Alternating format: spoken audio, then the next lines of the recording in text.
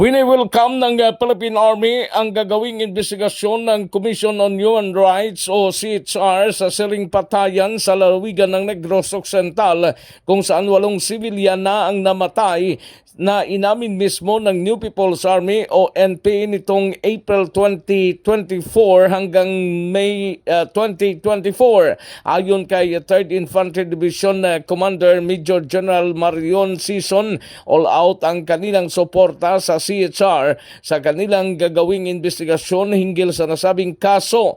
Dagdag pa ni Sison, sana mabigyan ng hustisya ang biktima ng umano'y NPA.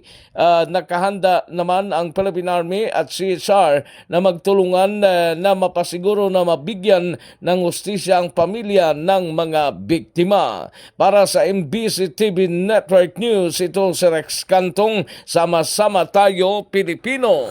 Dinakip ng PNP ang isang magsasaka sa bayan ng Villasis matapos makumpiska sa kanyang tahanan ng hinihinalang shabu at mga illegal drug paraphernalias. Sa ulat ni Villasis Acting Chief of Police Major Edgar Alan Serquiña, alas 2 ng madaling araw kanina nagselbi ng search warrant ang kanyang mga tauhan kasama ang 2nd Pangasinan Mobile Force Company sa bahay ng subject person na si Wilson Nubincido, 49 anyos, may asawa magsasaka at residente ng barangay Amamperes ng nabanggit na bayan. Kasama nila ang mga barangay official sa lugar nang halugugin ang bahay ng suspek kung sanay nakumpiska rito ang humigit kumulang 44.51 grams ng hinihinalang shabu na may street drug price na 302,668 pesos. Ang suspek ay kasalukuyang nasa custodial facility ng Villasis Police Station habang inihahanda ang kaukulang kaso laban sa kanya. Para sa MBC TV Network News, ito si Freddy Fajardo. Sama-sama tayo Pilipino.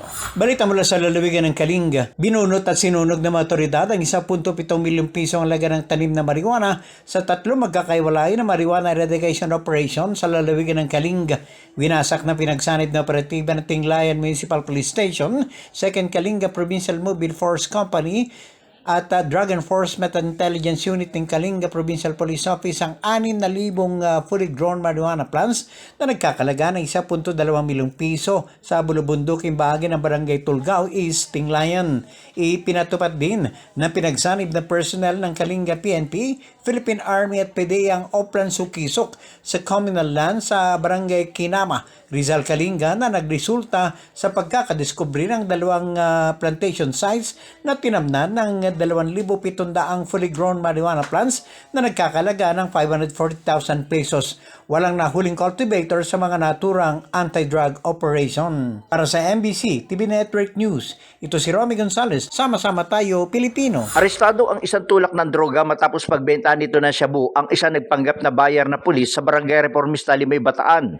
Ang suspect na naaresto na nakumpiskan ito ng baril at droga ay kinilala ni Limay Municipal Police Station Police Major Dennis Duran na si alias Vladimir, 35 anyos, may kinakasama residente sa nabanggit na barangay. Sa ulat, nagpanggap na bayar ng droga ang isang pulis sa halagang 1,000 piso na binili nitong shabu. Kinagat ng suspect ang pain matapos tanggapin nito ang pera. Kapalit ng iniabot nitong droga ay dito na ito inaresto.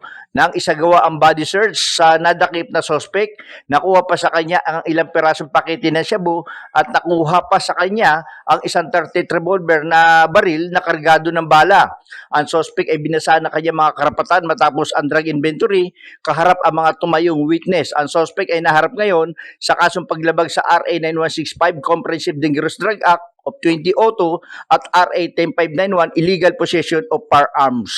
Para sa MBC TV Network News, ito si Danny Kumilang. Sama-sama tayo, Pilipino! Balita mula sa Davao City. Arestado ang 3 drug personality at 3 child in conflict with the law o CICL matapos ang anti-drug operation ng 3 police station na under ng Davao City Police Office o DCPO sa loob ng 24 oras pasado alas 6 ng umaga, Mayo 12 hanggang Mayo 13 at nakakumpiska ng kabuhuang 31,519 na halaga ng shabu sa ilalim ng pamumuno ni DCPO Director Police Colonel Richard Badang, inatasan niya ang kanya mga tauhan na palakasin pa ang kampanya laban sa illegal na droga na nagresulta sa pagka-aresto sa 3 drug personality at 3 CICL sa 3 anti-illegal drug operation na mga kapulisan ng Taluma PNP, Ikulan PNP at MAA PNP. Ikinigalak naman ni Colonel Badang ang performance ng 3 police station sa matagumpay nilang drug operation sa kanilang iba't ibang area of responsibility. Para sa MBC TV Network News, ito si June Soter. Sama-sama tayo, Pilipino!